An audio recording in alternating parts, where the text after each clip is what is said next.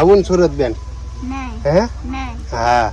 તો જો અમારા રશ્મિતાબેન તો શરમાઈ ગયા છે અને અમારા મામીએ જો ચૂલા ઉપર તાવડીમાં મોટો જબર રોટલો મૂકી દીધો છે ને આ બાજુ જો ગાય માતાઓને તડકો લાગ્યો છે એટલે સાઈડે બેસી ગયા છે ને આ બાજુ જો ઝાડની સાથે ડુંગળી લટકાવી દીધી છે જેથી બગડે નહીં અને એક આ જો આ ડુંગળીમાં તો લાઈટ થતી લાગે. તો મારા મામા જો સાઈસના વાટકા ભરવા માંડ્યા છે અને મારા મામીએ ફટાફટ રસોઈ બનાવી નાખી છે અને મારા આયે જો વાટકો શાકનો ભરી દીધો છે આખો. આજે તો રીંગણા બટેકાનું શાક ને ભજીયા ને ફેરફેર ને ખાટી છાશ ને કેરી ને ચટણી ને આજે તો મામાની વાડીમાં બપોરા કરવાના છે હો.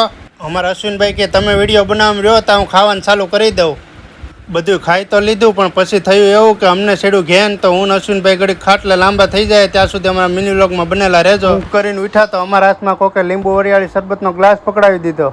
તો મિત્રો હું અશ્વિનભાઈ લીંબુ શરબત પી લે ત્યાં સુધી મારા મિની વ્લોગને લાઈક કમેન્ટ અને શેર કરી દેજો. ચાલો બધાને જય માતાજી.